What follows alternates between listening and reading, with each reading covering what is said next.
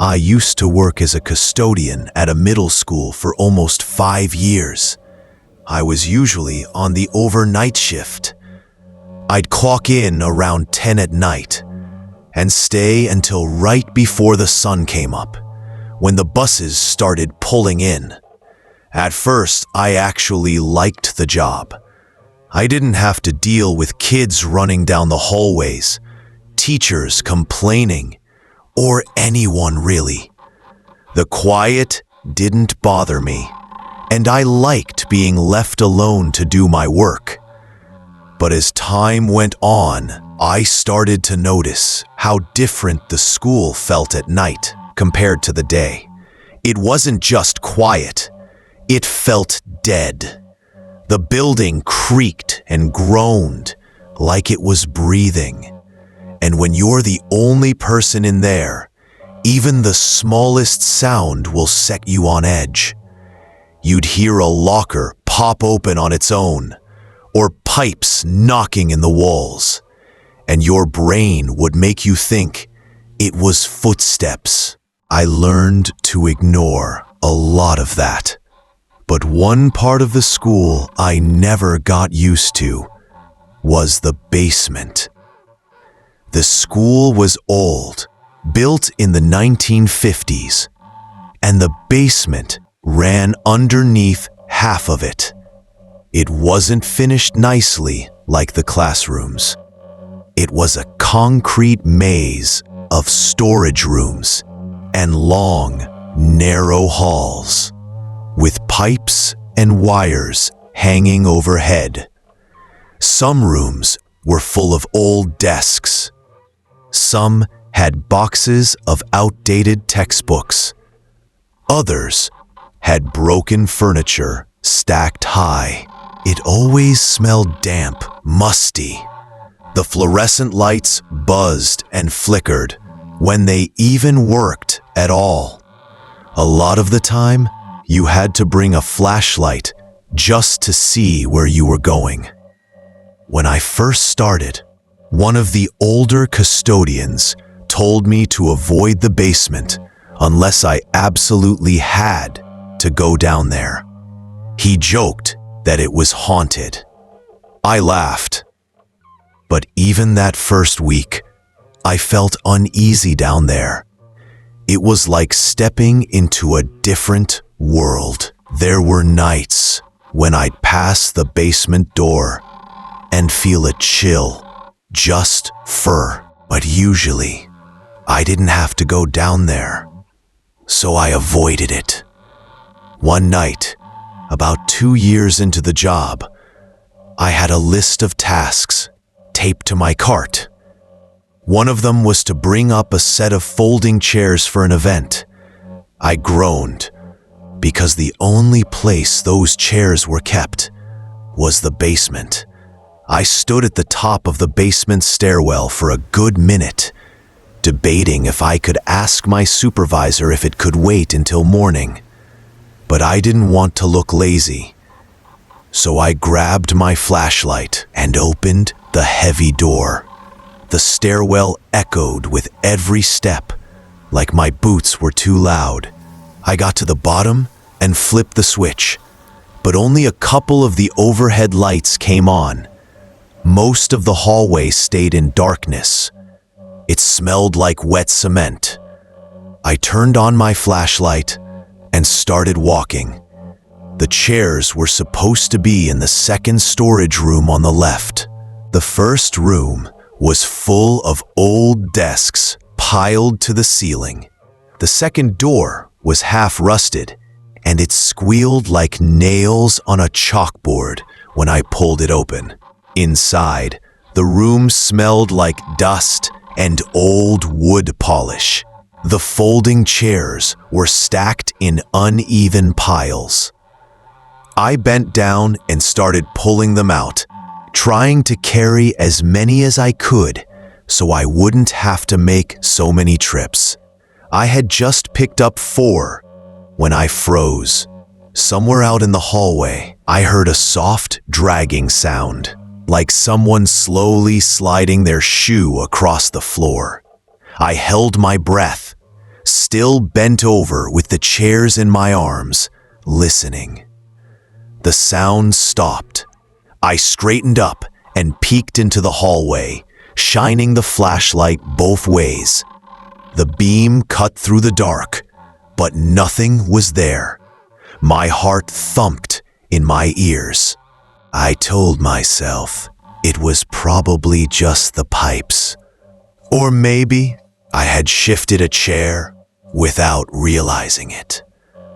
I carried the first load toward the stairs. As I walked, I suddenly felt a cold draft across my face. So cold, it made me stop mid-step. The basement was always warm and stale. No windows, no airflow. This felt like standing next to an open freezer. I shined my light up and down the hallway. Nothing looked different. I shook it off, set the chairs by the stairs, and went back for more. When I walked into the storage room again, something felt off. The stack of chairs looked different somehow, like they had shifted. I frowned at them, then told myself I was being paranoid, and picked up another load. As I turned to leave, I heard it again. A thump, followed by a scraping sound, farther down the basement hallway. My flashlight shook in my hand. About 20 feet down, one of the classroom doors that should have been closed tight, was cracked open. My stomach dropped. I knew I hadn't touched that door. No one else was supposed to be there. The school was locked. I stood frozen in the doorway, staring at that cracked door. Every part of me screamed to run, but I didn't. I told myself, maybe the door came loose, or maybe opening another door changed the air pressure. I clung to those excuses like a lifeline. I carried the chairs quickly to the stairwell, then came back with just my flashlight. The door was still cracked, open just enough for someone to peek out. My throat went dry. I crept toward it, slowly, each step echoing. When I got close, I called out, "Hello? Anyone down here?" My voice cracked. No answer. I swallowed, pushed the door open fast, and shined the light inside. Nothing. Old science equipment, boxes, cobwebs, empty. I stepped in for a moment, listening. That's when I heard it again. A dragging shuffle. Behind me, in the hallway, spun around, flashlight trembling. The corridor was empty, but I felt it. That heavy pressure you get when you know you're being watched. My skin prickled all over. I didn't care about the chairs anymore. I backed up slowly, keeping the light pointed down the hallway, and made my way to the stairs. I grabbed the chairs, carried them up 2 steps at a time, and didn't stop until I was back in the main hallway upstairs. I was gasping, sweating. I told myself I imagined it, but I couldn't explain the cracked door. I locked the stairwell door behind me, even though I wasn't supposed to. Stop. And I didn't go back down for the rest of the night. A week later, I was mopping the hallway above the basement stairs when I heard it again. 3 loud bangs, evenly spaced, like someone hitting the wall with their fist. The mop slipped from my hands. Then I heard the basement door rattle, like someone had shoved it from the other side. My blood went cold. I didn't open it. I just stood there gripping the mop handle until the sound stopped. After that, I refused to go down alone. If anything needed to come up, I waited for another custodian. I never told the others. They'd laugh or say it was the ghost. But I know what I heard. And to this day, when I think about those slow dragging footsteps behind me, I feel sick. Second story. I worked as a custodian at a high school for 3 years. I was the newest guy on the team, so most of the time, I got stuck with the overnight shifts. The building was huge. 4 floors, 2 gyms, and at night, when it was empty, it felt like a giant maze. The rule was simple. Go floor by floor, room by room, turn off lights, empty trash, lock doors. It usually took the whole night. And if you rushed, you'd miss something. One Friday night, I was working alone. One of the other custodians had called out sick. Normally, we worked in pairs, so I wasn't used to being the only one on duty. At first, the shift was normal. I started on the first floor, emptying trash cans, wiping down surfaces, mopping the hallways. Some of the lights flickered, making shadows jump around. But I told myself it was just the old building settling. Around midnight, I headed up to the 3rd floor. That floor always gave me a bad feeling. It was quieter than the others, too quiet. A lot of old classrooms, some permanently locked, others used as storage. Dusty books, broken furniture, old lab equipment. As I walked down the hallway, the metallic click of the lockers and the echo of my boots made me jump a few times. I kept reminding myself it was normal. I was halfway through mopping the main hallway when I noticed a door about 20 feet ahead open. That struck me immediately. Earlier in the evening, I had checked all the doors. Every room had been locked. My first instinct was to walk past it quickly, ignore it. But something made me stop. I set the mop against the wall and walked toward the door slowly, trying not to make noise. It was one of those old wooden classroom doors with a square glass window. I pushed it open, shining my flashlight inside. The room looked empty. Desks stacked along the walls, boxes piled in the corners. Nothing seemed out of place until I noticed one box near the back wall had been moved, tilted off to the side with scuff marks on the floor as if it had been dragged. My stomach sank. I knew I hadn't moved that box, and I knew the door had been locked. I told myself I was tired, that I was imagining things.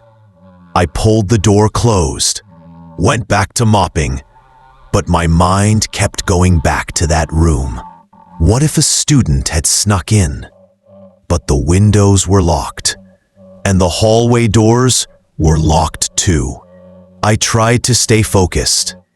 When I finished the hallway, I walked toward the stairwell to go down to the second floor. As I passed that same classroom again, my heart almost stopped. The door was wide open. Wide. I froze. I knew I had closed it. I walked closer, slowly, peeked inside. Everything looked the same, except the box. The box was now in the center of the room. My pulse spiked. I whispered, "Hello? Who's in here?" My voice sounded tiny, swallowed by the empty building. Silence. Then from the back of the room, I heard slow, deep breathing. Not pipes, not wind, breathing. Someone trying to stay quiet, but making sure I could hear them. I tried to reassure myself. It's just a student. It has to be. But how? Everything was locked. I was the only one there. I slammed the door shut and ran down the hallway to the stairwell. My heart was hammering. Sweat down my back. I pressed my back to the stairwell door, listening. Finally, I called my supervisor. I hated waking him up at night, but I had no choice. I explained, trying to keep my voice steady. He said he'd be there in 20 minutes. Those 20 minutes felt like hours. I stayed far away from that room, glancing over my shoulder every few seconds. Finally, he arrived. He had a big flashlight. We went up together. He walked straight inside the classroom. The box was still in the middle of the floor. We checked everywhere. Closets, under tables, behind desks. Nothing. He told me I was tired, that old buildings make weird noises, that maybe the door's latch didn't catch. I didn't argue, but I knew what I heard. That slow, heavy breathing. I tried to finish my shift with him there, but I kept glancing at that hallway. It felt colder, heavier. Even the lockers made me jump. Weeks later, working with another custodian. Years ago, a student had been caught hiding in that same classroom overnight, trying to play a prank. After that, they never used the room again. It made sense, but it didn't explain the breathing. There was no one else in the school. Months later, another overnight shift. Alone. I avoided the third floor as long as possible. When I finally went up, I moved fast. Too fast. Every shadow felt like it watched me. Every creak made me flinch. I finished the shift and left without looking back. I refused to work that floor alone again. Even years later, I avoided it whenever I could. I never found out what it was. A student? Something else? But the sound of that breathing in a classroom that should have been empty, I can still hear it sometimes. I hope you liked it so far. Let's move on to the last story. I worked as a night custodian at an old high school for 2 years, and the worst part of the job was always the auditorium. It was massive. 3 levels of seating, a big stage, and long, heavy curtains hanging from the ceiling. During the day, it looked normal, but at night, when the building was empty, it felt like stepping into a completely different place. Even with the lights on, there were shadows in every corner. Shadows that seemed darker than they should be. Sound behaved strangely too. If you dropped a broom, the echo stretched and bounced, making it hard to tell where the sound came from. Most nights, I saved the auditorium for last because I hated being in there. There was just something about it that made my skin crawl. Near the end of winter one year, I had to clean it earlier than usual because of a play the next morning. I arrived around midnight, dragging my cart behind. The side door creaked loudly as I opened it, and when it slammed shut behind me, the echo rolled across the empty room. I started sweeping the aisles between the seats.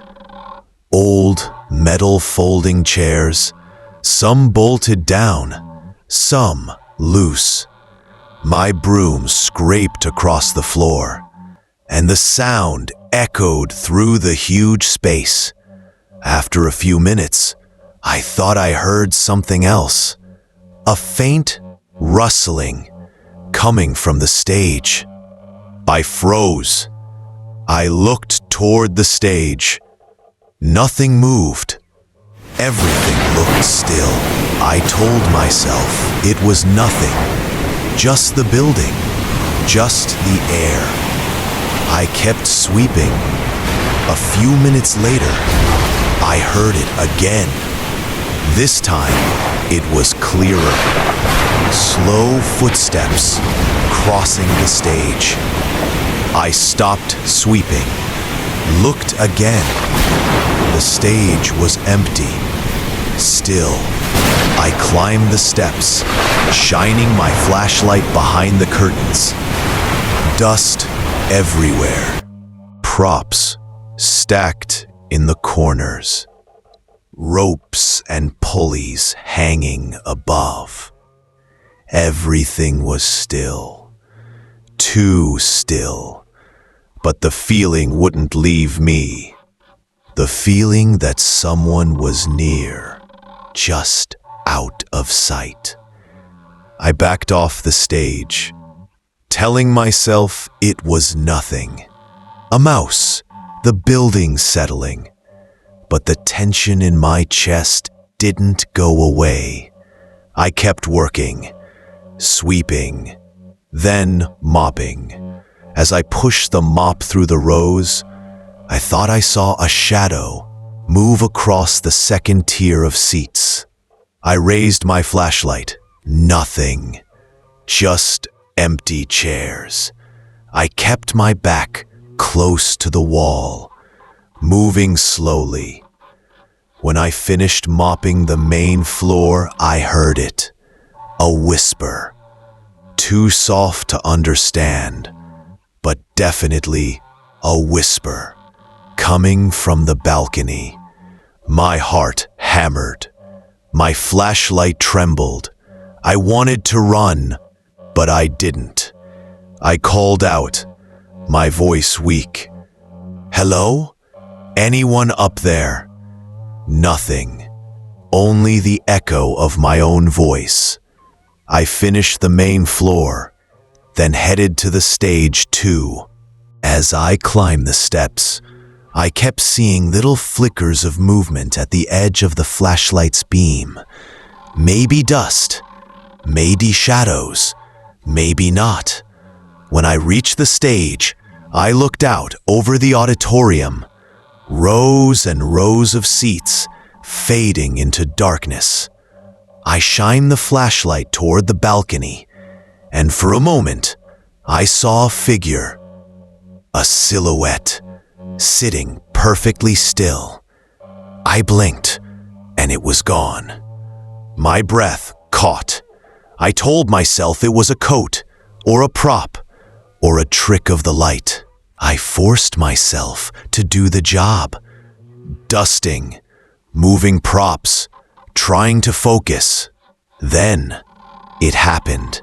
The whispering came again. This time, much clearer. A voice, soft, close, saying my name, almost directly behind me. I spun around, so fast the flashlight slipped in my hands. The stage was empty. Nothing behind me, nothing near the curtains, nothing in the wings. But I knew what I heard. I backed away slowly, heart racing, moving toward the side door. Up above, on the upper levels, I heard footsteps, soft, slow, deliberate, pacing, like someone walking back and forth, watching me. I told myself it was impossible. The auditorium was locked. The whole building was locked. No one else was supposed to be there. But the footsteps continued, stopping, starting, following my movement. I ran to the door, grabbed the handle, and threw it open. Cold night air hit me, hard, sharp. Relief flooded me. But even as I stepped outside, I could still hear the faint echo of footsteps above, fading, slowly. My hands shook so badly, I could barely lock the door. I leaned against it, catching my breath. I didn't go back in. The next morning, I told another custodian. He laughed it off. "It's an old building," he said. "It just settles." But I wasn't convinced. The voice whispering my name, the footsteps pacing overhead, the silhouette in the balcony. I felt them, in the air, around me. Weeks later, I learned something. Years ago, a drama teacher had died in that auditorium. Collapsed during rehearsal. Heart attack. Right on stage, in front of students. People said you can still hear him sometimes, walking the stage at night, whispering in the seats. I tried to tell myself it was just a story, just superstition, just an old building. But the way that voice whispered my name, soft, deliberate, and the footsteps overhead, I'll never forget it. Maybe I was going crazy, I don't know. But after that night, I refused to clean the auditorium again. I quit not long after. Even when other people were in the building, I'd feel that same cold pressure in the auditorium. That same feeling of being watched. I know what I experienced was real. At least, real to me. I've never had any kind of schizophrenic episode or anything like that. So all of it still baffles me to this day. Have a good night.